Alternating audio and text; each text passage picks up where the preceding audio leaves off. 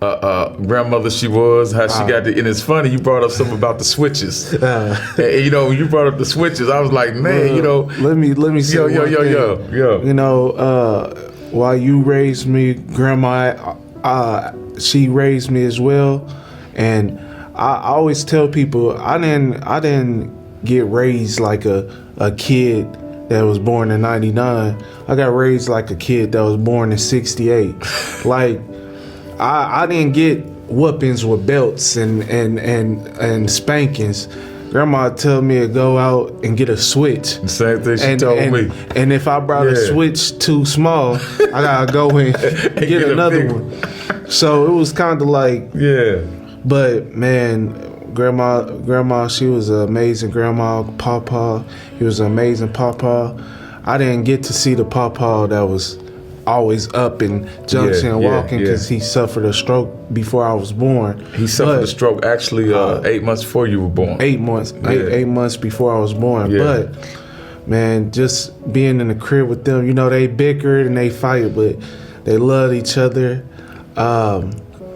Man, and we lost her like this year, and it's just kind of crazy because I was telling people that she was one of those people. You know, Pawpaw, when he passed, I was 14. I was 14 years old. So it's been some time since he's passed. So you know, but you know, Grandma, she was just somebody that, crazy enough, I always thought would be here. You know what I'm saying? Like, I couldn't imagine life without her.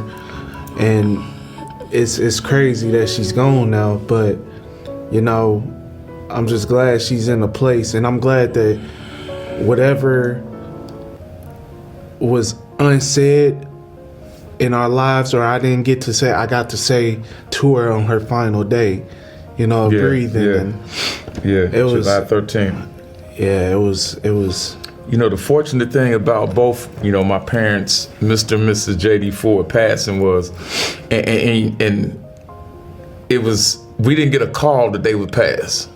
You know, even with Daddy, which was your grandfather, we got a chance to sit with him and talk to him and speak to him. And even though he couldn't open his eyes, he could squeeze your hand, you know what I mean? So it's like talking to him and asking him questions and telling him that you loved him and to squeeze the hands. And with Mama this year being in hospice, you know, she was there listening. She was around, but as the later days came, you know, you could tell she was getting closer to the end of her life. But leading up to that, you know, she could look you in the eyes and cry and talk to you and say different things. So, you know, that was and they were both beautiful homegoings. You know, I couldn't have asked for anything better to see my parents leave in that way, and the things that were said and the moments that we shared during those times that, you know, when the homegoings, you know, came about. So go ahead. No, go ahead. No, so you know,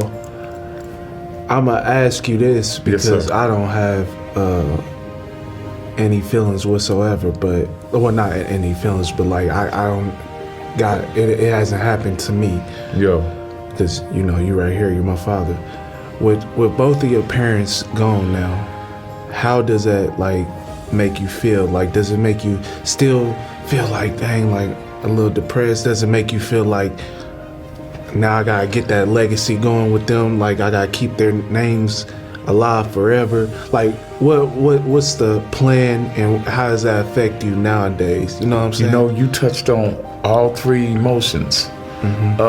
It's amazing. You know, I didn't go to, you know, Daddy's burial for maybe 10 years. And then, you know, I went and I looked up and he's in the mausoleum, and I cried, and I was thinking, you know, I felt powerful in a way. Because in the way I looked up there and I remember who he was, and those, and the laughter, the joy, the tears came, and I believed I could, you know, do it. I tell a story about how, you know, when you were little, and you know, we always used to tell Pawpaw we loved him.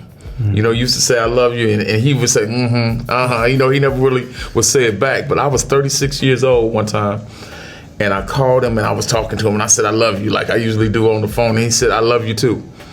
And when he hung up the phone, I started crying.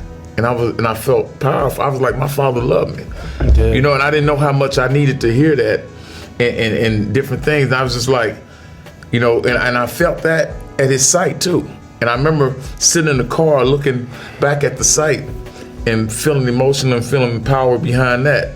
And to be honest with you, even with the death of Mama, you know, I see these butterflies, and they say butterflies are a reminder of your loved ones coming around you. There was one that was in my car one time, and I seen that, but no, he's on the car, and I took a picture of it.